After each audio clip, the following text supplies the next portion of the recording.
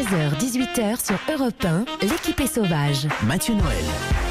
La vie, ça tient parfois à peu de choses. Si, en lieu et place d'un quiz de culture G, nous avions proposé à Eva une partie de poker avec l'invité, elle aurait certainement gagné à tous les coups. Hélas, dans un quiz de culture G, le bluff ne sert à rien. Dommage, car de ce côté-là, Eva est vraiment... Bien fait.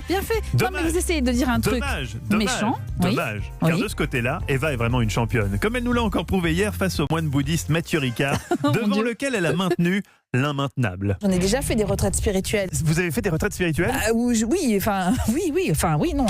Oui, des retraites au Cap d'Agde. On embrasse d'ailleurs tous les maîtres spirituels avec qui vous avez beaucoup échangé là-bas. Alors celui que j'adore, c'est Fred Asperge. Oui, nous préservons leur anonymat. En attendant votre prochaine retraite spirituelle, Eva, si on se réécoutait quelques-unes de vos performances les plus éblouissantes dans notre fameux quiz. Eh ben, on va essayer. Ça vous ferait plaisir ? Non, pas franchement, mais ça vous ferait allons-y quand plaisir. même. Oui. Allez.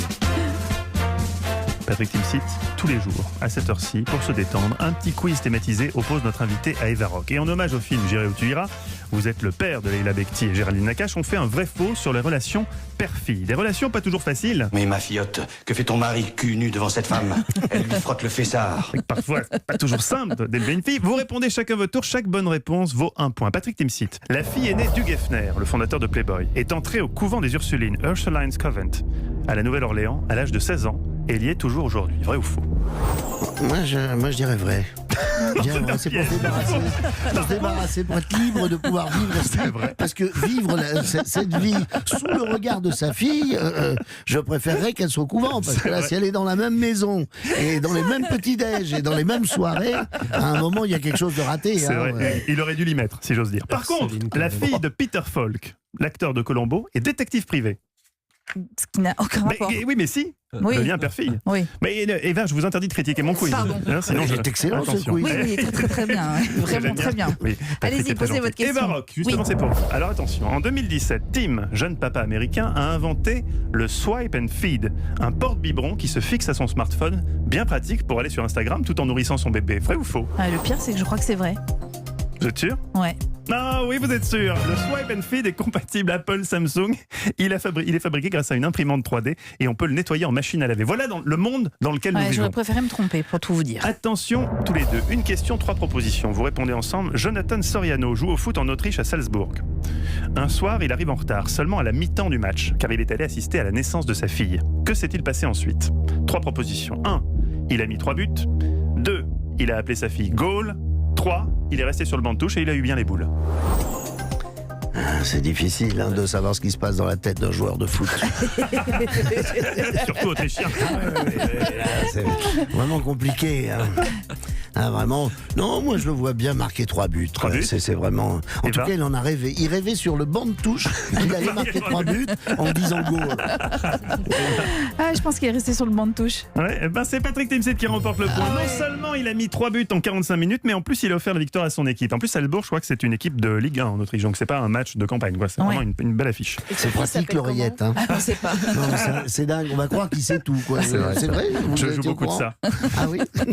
Patrick Timsit, Mick Jagger. Alors attention, Mick Jagger a un fils plus jeune que son arrière-petit-fils. Vrai ou faux ? Ah, ça c'est tout à fait possible. Ah oui, que son arrière-petit-fils. Il a un fils plus jeune que son arrière-petit-fils. L'arrière-petit-fils, on me fait signe en régie. Non, pas du tout. Mais comment il peut être plus jeune que son arrière-petit-fils ? En même temps, ça a inspiré la question, je dirais. Oui, vous avez raison. Effectivement, c'est incroyable. Mick a été père 8 fois dans sa vie. Le petit dernier est arrivé 45 ans après sa première fille. Mick était grand-père depuis qu'il a 42 ans. Et il a eu son dernier fils à 74 ans avec une femme de 31 ans dont il s'est séparé pour une jeune femme de 23 ans avec qui il s'est séparé encore Oui, aujourd'hui. parce que la précédente était trop vieille. Évidemment. À un moment. Attention, Eva Rock, cette question va vous départager. La grenouille de Darwin d'Amérique du Sud naît par l'anus du mâle de l'espèce. Vrai ou faux ? Répétez, s'il vous plaît. La grenouille de Darwin d'Amérique du Sud naît par l'anus du mâle de l'espèce. Je sais, mais je vous aiderai pas. Non, mais non, je dis non. Ah oui, non, effectivement. Mais faire des questions elle a comme une ça. spécificité, c'est pour ça qu'on pose la question. Elle naît par la bouche. La femelle abandonne des œufs fécondés dans la bouche d'un mâle qui n'est d'ailleurs pas forcément le père biologique. Il les garde jusqu'à éclosion dans la bouche. C'est un bon papa. Fascinante nature. Égalité dans ce quiz, d'accord. j'aime bien, comme ça, Non, mais c'est distribution bien, égale c'est des bien, points, c'est et il n'y a bien. pas de déçu, l'invité Il n'y a pas repart une content. question pour départager. Non. J'aimerais gagner, moi. hein. Oui. Je vous laisse la victoire. Oh, comme c'est mignon. Ouais, je non, vous laisse non, la non, non. victoire. Moi, je vous l'offre. Oh, c'est gentil, merci. Que d'émotions dans le studio. Votre autre actualité, Patrick, c'est cette annonce cet été, une annonce que je n'ai pas beaucoup appréciée. Votre prochain one-man show serait aussi le dernier. Est-ce que c'est possible de mettre un veto ou de faire on peut se cotiser sur Une petite chaîne.org, une pétition. pétition? C'est pas possible ça, Patrick. Pourquoi ça serait le dernier? Eh ben, c'est exactement la réaction que j'attends, justement, qu'on me demande pourquoi. Non, mais parce qu'il y a des humoristes qui s'essoufflent, mais vous, le dernier spectacle était tellement, on peut le dire, il était dingue le dernier spectacle, vous êtes sur la pente encore ascendante, pourquoi arrêter maintenant? Mais parce que ça fonctionne, parce que justement, Oui, mais parce que la vous allez peur vous du ennuyer. spectacle de trop peut-être, et de se dire voilà. Et puis, alors c'est vrai que le thème des adieux, je me rends compte puisqu'on a commencé à l'écrire, là vraiment, il est construit et tout, mais là maintenant on rentre dedans, c'est un vrai thème, donc ça vaut le coup de vivre ces adieux quand on vous dit non, pars pas, plutôt que dégage ou je viens pas. Et il vaut mieux partir avant qu'on vous fasse partir, quoi. Vous voyez le principe. Ouais, je vois Et l'idée. c'est vrai, c'est pour ça que j'y crois. Vous y croyez, mais je pense qu'au fond de vous, vous avez déjà même trouvé le titre du spectacle d'après. Oui, c'est vrai, je l'appellerai Oups. Je m'ai trompé. Oups, je m'ai trompé. Europe 1.